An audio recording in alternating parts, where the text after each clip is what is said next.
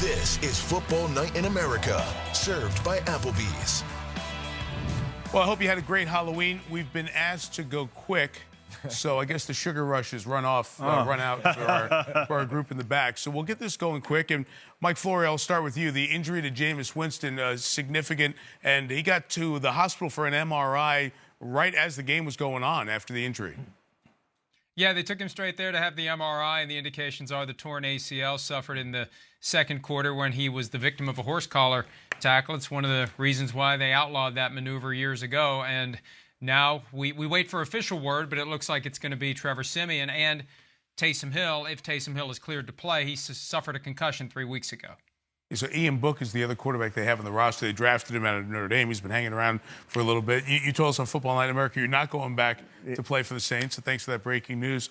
What is it about Siemian that you saw today and that you've seen since he's been around the Saints a little bit? Yeah, I mean, he stepped into a big game situation today and played very poised, executed the offense, spread the ball around, just did all the things that I know Sean Payton wants to do with this offense. I'd say there really isn't a receiver who has separated themselves at this point as being the key guy. Obviously, still awaiting Michael Thomas to come back.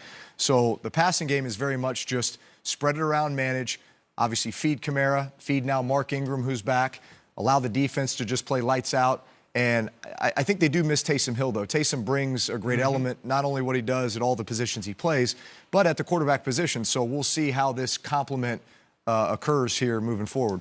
You mentioned Mark Ingram. I thought he gave them an emotional lift with some physical runs. Maybe not great stats, but that 6-7 yard run, just moving the pile and getting that dome energized, I thought he made a difference. It was mentioned on the broadcast, Joe Davis and Troy Aikman were calling the game, just how Mark Ingram's return on Thursday just kind of lit everybody up around the Saints, a guy who's been such a presence in that locker room for so long. And those things matter, an injection like that in the middle of a season. No, they do. And a veteran who obviously wants it and has been there, that's a special reunion. He's a phenomenal teammate, and I thought it was funny that he was number 14 out there. So you got Kamara 41, Ingram 14, like two peas in a pod right there. Listen, but they complement one another. Yeah. And Mark Ingram is that guy in the locker room who just brings the juice. Yeah. Like, he is a great teammate. You love playing with him and for him. It was neat that 22, his old number, is occupied by a player. And once you start a game during a season with a number, you can't change your uniform number. So it wasn't like one of those deals where I'll pay you $50 grand for the number. You can't do that during the season. Mike, I want to come to you first on Pittsburgh and Cleveland. That was one of those games where, we continue to weigh the Browns against the big teams in the NFL, right? Because is this their moment on the stage? Pittsburgh reminded us that veteran leadership and having been there can matter a lot. Yeah, and I spoke to tight end Pat Freiermuth after the game, and he said they really liked the fact that they were written off at 1-3. It gave them the chip on the shoulder. They have that intensity, and they prefer that we continue to write them off. It's going to be harder and harder to do now that they're on the right side of 500. But, Coach alluded to this earlier. When we saw Mike Tomlin get very, very salty and very, very upset on Tuesday when he was asked about potentially going from Pittsburgh to a college job, and he'd been linked to USC by Carson Palmer, that anger and that intensity was there all week. Freiermuth told me that. I mean, they had 2 weeks to get ready for this game. They had a chance to get back at the Browns for what happened in the playoffs, and they did it. That's old school football for the Steelers. Their offense isn't going to win games for them, but their defense can keep them in it, and special teams can help even if they lose their field goal kicker. But they do all three phases, and they can find a way to win games they're not supposed to. Well, Tomlin's the best quote in sports, right? And his line was great with the USC job. Never say never, but never. You could say never on this. And I really thought, and I said it on our show last year, they were 11-0, and I said they're not playing Steeler football. Right. This year, they're starting to play Steeler football, and I thought a little bit of that came out. And as Mike said, I don't think the press conference was all about USC and that question. I think it was, hey, we are going to get back to our mindset. We're going into Cleveland. We're going to have that tough mentality, and they showed it today. Yeah, I think the one thing they're still lacking on offense is just that real explosive nature and just a consistency in the pass game. If they can run the football and play great defense, that's going to win them a lot of games. But what's going to really allow them to compete as the playoffs approach, they're going to have to be able to really push the ball. Can I ask you guys to put the division standings back up in the AFC North? It's such a good division, and we're about at the halfway point, but look at that. Baltimore 5-2 off this week. Cincy 5-3. We'll talk about them in a second. Pittsburgh and Cleveland. Who do you like the best in the second half of the season? Just one quick answer here. Yeah, it is so hard to say. I'm going to say Pittsburgh because I played in Pittsburgh and I coached in Pittsburgh. I think they're coming. I think they're getting their mindset right. Najee Harris giving them some punch in the running game. Yeah.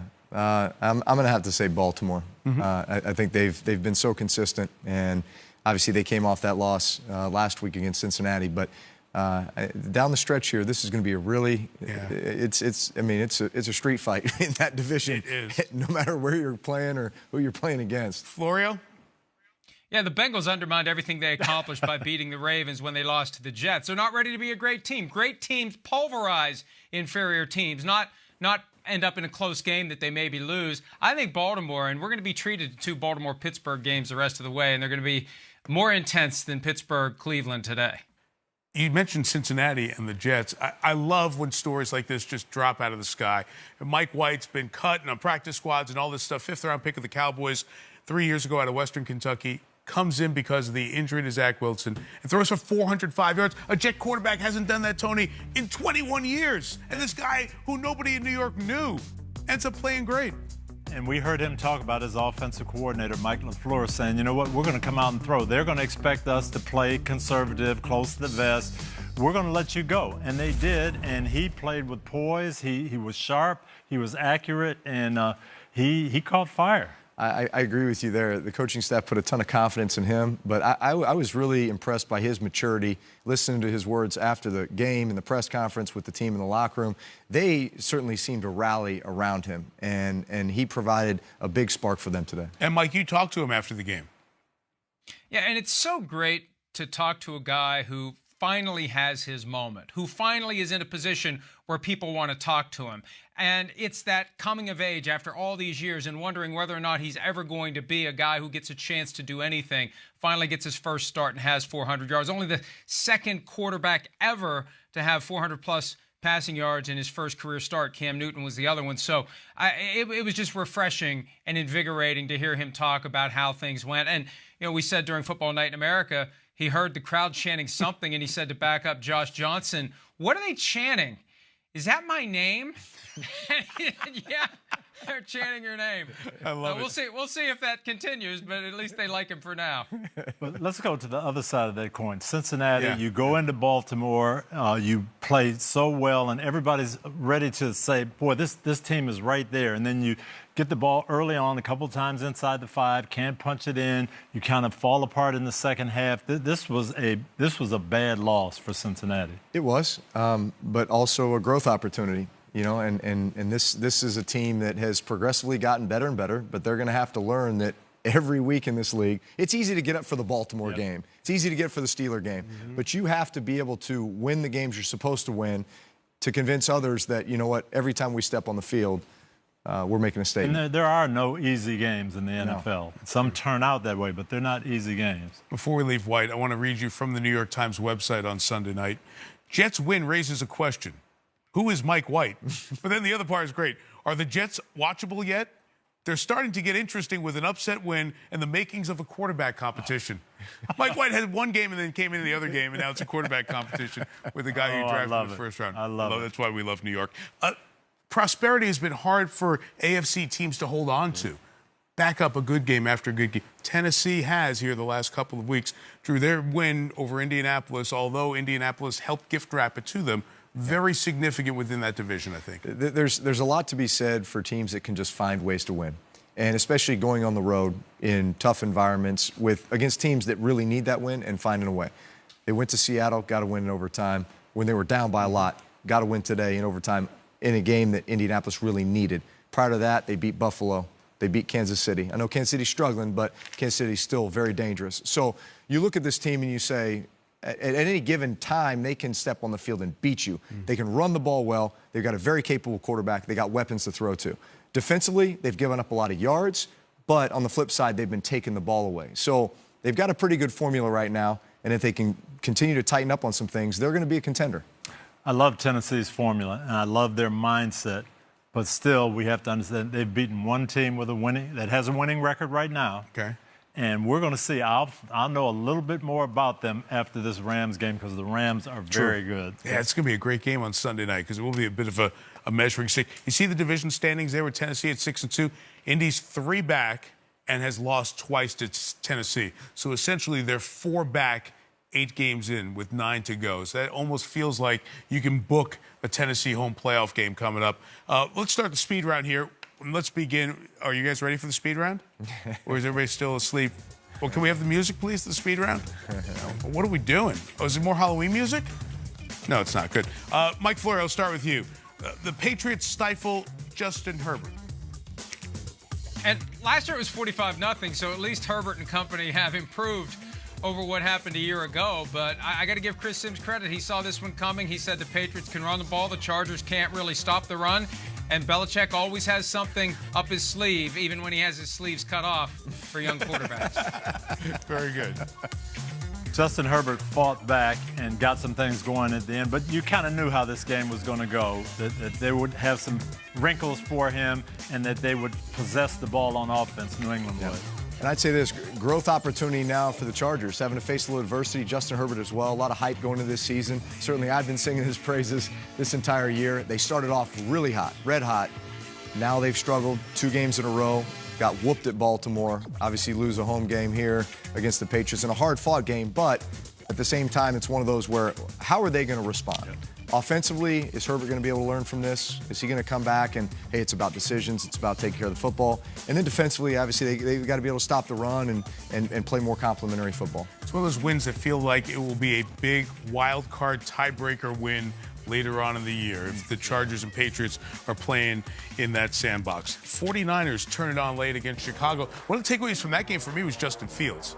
It may have been the best we've seen Fields. He had a great highlight reel run in that one, but the 49ers got the job done on the road. And I know I'm beating a dead horse, but why did they not start this guy, say day one, you're the quarterback, you're getting all the reps, and we all said he wasn't ready early on, and he wasn't, but we're starting to see why they drafted him so high. Yeah, and for a young quarterback, I think moral victories do apply, where you're going to lose, but you're going to come out of it saying, you know what, there was some defining moments in this game where the light bulb went on, or I did something that, I've been doing in practice, and it was the first time I saw it in the game, and so he's certainly a guy who has a ton of confidence, and it seems like they're continuing to build the offense around him. So seeing some things today was really encouraging for Bears fans. Hey, Mike, can I flip you over to the 49ers? Because that's a big win after the Sunday night loss in the rain, in the deluge, at home in Santa Clara last Sunday. To come back and get this one in Chicago is a very important one for the 49ers. Yeah, it was desperation time for the 49ers. They were staring at 2-5. And what a difference between 2-5 and 3-4. And now they get the Cardinals next week with questions about whether or not Kyler Murray is going to be able to play after spraining his ankle on Thursday night. So maybe they can string a couple wins together in San Francisco and get back into things. It's a great reminder that Thursday night games feel so far away once you get to Sunday, right? But what a game that was, both teams not at 100%, and Green Bay getting that win. Other than our own team, the team you're most befuddled by as we hit week 8 here, we start the month of November. I'll have to go to Tampa Bay. I did not expect them to go into New Orleans, turn the ball over 3 times, get 11 penalties. That's like a young team, not a mature Super Bowl defending champion. Yeah, I'm gonna say Carolina. Carolina started off really hot. Defense was playing very well. You felt like Sam Darnold had, found his offense and found some weapons. Then they go in on this 3-game dry spell. Darnold gets benched. They got the win today. It wasn't real pretty. Defense played well, but you watch the way they played early in the year against the Saints, and looking at that division now, Saints, Bucks, can they be a team that is a wild card player coming out of that division? There's Carolina, there's Atlanta, there's San Francisco, there's Seattle, there's Denver in the AFC. Are you good or are you not good? I don't know what you are, and with 7 teams in the playoffs and 3 wild cards, 7 and 8 teams with 2 weeks left of the season. In other words, 7 teams are going to have a shot. Yeah. And the team not getting mentioned much, we've kind of forgotten about Las Vegas. Las Vegas has a good record. They've played well the last 2 weeks, and don't hear much talk about them. They go to the Giants. I think they get Kansas City at home on a Sunday night. That's going to really be a big measuring stick for them. Mike, is there a team you're most befuddled by? Well, I'd say the Texans and the Lions combined, because at times they look like they don't belong in the NFL. If they had relegation, they'd be in the CFL or the XFL, or contraction may be an option for those two. It was so bad. It was like 38-0 in both games at one point today. I feel bad for the fan bases, and I thought the Lions had a chance against the Eagles. But maybe the 2008 Lions are going to be able to. I don't know how you celebrate if you were an 0-16 team and the Lions go 0-17. I don't know what the celebration is, but the 2008 Lions need to get ready for it. That's right. The 2008 Lions could be off the schneid. You mentioned celebrations, Mike.